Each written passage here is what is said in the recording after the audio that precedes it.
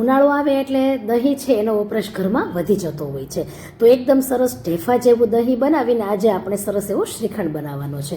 તો દહીં બનાવવાની રીત છે એ મેં આગળ તમને બતાવેલી છે. ખૂબ તમે બધાએ પસંદ કરેલી છે આ રીતને, ખૂબ તમને ગમેલી છે. કેમ કે દહીં જેટલું પરફેક્ટ બને છે તો જોઈ શકાય છે કે ચમચામાંથી પડતું નથી, એકદમ ડેરી જેવું છે કે તમે ચોસલા પાડી લ્યો. જોવું કેટલું કઠણ બન્યું છે.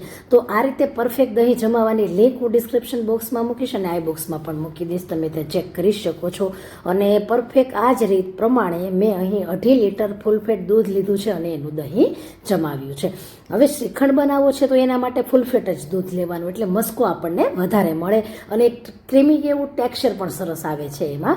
હવે ક્યારેય દહીંને એમને સીધે સીધો ઉપયોગ ન કરતા જોઈ શકાય છે કે એ જ રીતે મેં સરસ એવું અહીં દહીં ગાંઠા જેવું જમ્યું છે અને તેને હલાવી લેવાનું છે. તો આ રીતે ગાંઠા જેવું દહીં હોય તો આપણને મસ્કો પણ વધારે મળે છે. જો પાણી જેવું દહીં હોય તો વધારે પ્રમાણમાં પાણી નીકળી જતું હોય છે. અને ક્યારેય એ પાણીને ફેંકવાનું પણ નહીં, તેની છાશમાં ઉપયોગ કરી લેવાનો. પહેલાં હલાવી લેવાનું, ત્યાર પછી જ આપણે તેમાંથી પાણી કાઢવાની પ્રોસેસ કરવાની.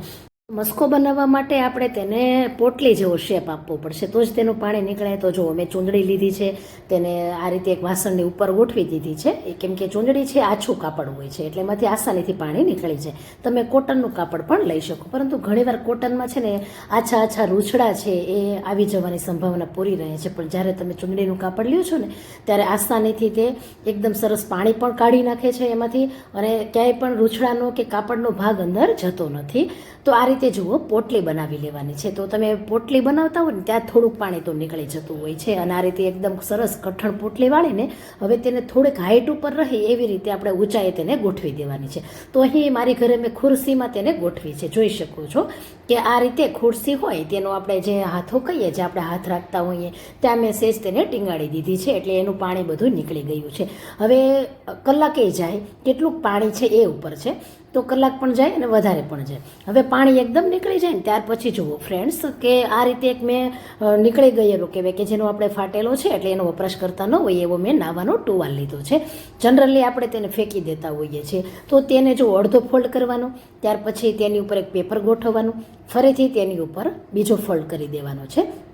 ડબલ રાખેલો છે ને એટલે એક ઉપરથી જો આ રીતે દેખાય છે, એક ઉપરથી આ રીતે સરસ રીતે એક કાપડને આપણે એક છેડો કાઢી લેવાનો છે. તો ડબલ રાખવાનો, તેની ઉપર પેપર પાથરવાનું, ફરીથી તેને ફોલ્ડ કરી ઉપરથી એક ભાગને લઈ લેવાનો છે. ત્યાર પછી તેની ઉપર આપણે પોટલી ગોઠવી દીધી છે. જોઈ શકાય છે ફ્રેન્ડ્સ, ખૂબ સરસ એવી એકદમ સરળ રીતે, કોઈ માથાકૂટ નથી, એટલી સહેલી રીત છે. અને ખરેખર જ્યારે આવી રીત હોય ને ત્યારે તો એકદમ સરળતાથી આપણે ઘરે કઠણ મસ્કો ડેરીથી પણ વધારે સરસ બને છે. જો આ રીતે પોટલીને છોડી દીધી. હવે અહીં છે ને આ જે દહીં છે એમાં હજી ઘણું બધું પાણી છે, પૂરેપૂરું કહી શકાય એવું કોરું નથી. જો ફરીથી આપણે ચૂંદડી તેની ઉપર રાખી દીધી છે. દહીં ઢકાઈ ગયું છે, આ રીતે ઢંકાયેલું હોવું જોઈએ. ત્યાર પછી જે આપણે ઉપરથી એક ભાગ કાઢી લીધો હતો ટુવાલનો એ ફરીથી ઉપર ઢાંકી દેવાનો છે. અને જો આ રીતે જો જ્યાં હું હાથ ફેરવું છું ને ત્યાં દહીં છે, આ રીતે ગોળાકારમાં દહીં છે. તો હવે જે આ દહીં છે ને ત્યાં આપણે એક લાકડાનું કહેવાય એવું એક બોડિયું રાખી દઈશું. અહીં જો અમારી પાસે ચોપિંગ બોર્ડ છે, તમે બાળકો ઘરમાં જે પેડ પર લખતા હોય એ પેડ પર રાખી શકો છો, અથવા કોઈ પણ લાકડાનો આ રીતે પેડ રાખી શકો છો. ઉપર વજન મૂકી દેવાનું. અહીં મેં પથ્થર રાખ્યો છે એકદમ ભારેખમ અને બધું જ પાણી તેમાં શોષાઈ જશે. આપણે થોડોક ટાઈમ જવા દઈએ એને, 1-8 કલાક જુઓ મેં અહીં જવા દીધી છે.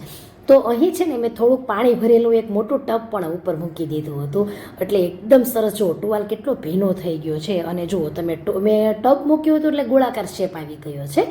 તમે અહીં અનાજ ભરેલો, જેમ કે ખાંડ ભરેલો, ચોખા ભરેલો, દાળ ભરેલો ડબ્બો પણ ઉપર મૂકી શકો છો લાકડાના પેડ પર. એટલે એકદમ સરસ વજનના હિસાબથી બધું પાણી છે એ પેપરમાં પણ આવી જશે, ટુવાલ પણ ભીનો થઈ જશે. અને મસ્કો જુઓ ફ્રેન્ડ્સ કેટલો સરસ કઠણ બન્યો છે. વજનના હિસાબથી બધું જ પાણી નીકળી જાય છે, સેજે એમાં પાણીનો ભાગ નથી રહેતો. જુઓ તમે કેટલો સરસ ડ્રાય બન્યો છે કે સેજે ચૂંદડી સાથે પણ ચોટતો નથી, એટલો સરસ કોરો થઈ ગયો છે. અને ખરેખર આવી રીત તો ડેરીવાળા પાસે પણ ન હોય, એકદમ ઇઝી પ્રોસેસ છે, જોઈ શકો છો તમે. એટલી સહેલી રીતે બસ ફક્ત થોડુંક વજન મૂકી દો અને સાઈડમાં તમારું કામ પણ કરી રહ્યો. તો તમે કામ થઈ જાય ત્યાં સુધીમાં તમે જુઓ ત્યાં તો એટલું સરસ તેમાંથી પાણી નીકળીને એટલો સરસ મસ્કો રેડી થઈ જાય છે. એકદમ ઇઝી પ્રોસેસ છે અને બધા જ કરી શકે. આ કંઈ જ કહેવાય કે એવું અઘરું પ્રોસેસ નથી એમ. બસ ફક્ત પરફેક્ટ જો મસ્કો બનશે ને પછી તો તમારો શ્રીખંડ એટલો સરસ થશે. તો જુઓ અહીં 540 ગ્રામ જેટલો મસ્કો 2.5 લીટર ફૂલ ફેટ દૂધ હોય તો રેડી થાય છે.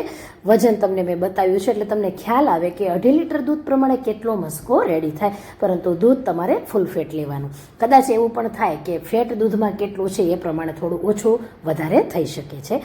તો હવે આપણે તેમાં પરફેક્ટ ખાંડ કરીશું. તો અહીં જુઓ મેં અહીં 1.5 કપ મોટા પ્રમાણે ખાંડ લીધી છે. મોટા કપ પ્રમાણે ઘરની જ વાટકી છે પરંતુ વજન કરીને લીધી છે. વજન કરીને 450 ગ્રામ ખાંડ મેં અહીં લીધી છે. ખાસ પરફેક્ટ જ માપ છે આ.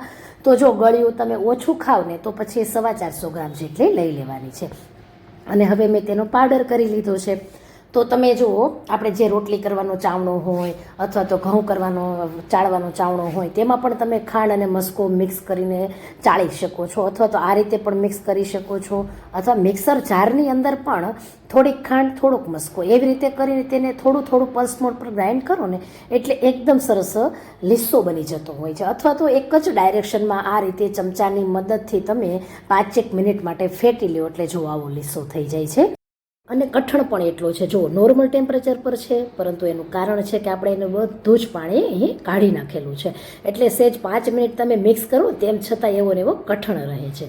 ત્યાર પછી કોઈ પણ ફ્લેવર બનાવી હોય એ તમે ફ્રેશ ફ્રૂટ પણ ઉમેરી શકો, ડ્રાય ફ્રૂટ પણ ઉમેરી શકો. 1 કપ ભરીને મેં પાઇનેપલના ટુકડા ઉમેર્યા છે અને 1 કપ થાય એટલા મેં કાજુ, બદામ અને પિસ્તાના ટુકડા ઉમેર્યા છે. સાથે 1/4 કપ પ્રમાણે જેલી ઉમેરી છે. તો જે ઉમેર્યું છે એ બધું ઓપ્શનલ છે. તમારી મરજીથી તમે તમારે જે ઉમેરવું એ ઉમેરી શકાય છે. મેં તેને મિક્સ કરી દીધું છે અને જોઈ શકો છો ફ્રેન્ડ્સ દેખાવ પણ એટલો સરસ છે, ટેસ્ટ પણ એટલો સરસ છે અને ખાંડનું માપ પણ એટલું પરફેક્ટ આવ્યું છે કે સેજે તમને મોળો નહીં લાગે એટલું પરફેક્ટ માપ આપ્યું છે. અને રીત ગમે તો એકવાર ટ્રાય પણ કરજો, શેર પણ કરજો અને લાઇક અને કોમેન્ટ તો ચોક્કસ આપજો જેથી તમારા સુધી મને એકદમ તમને ઉપયોગી થાય એવી રેસીપી લાવવાનું મને પણ ગમે અને એક અંદરથી ઉત્સાહ પણ રહે. આવજો.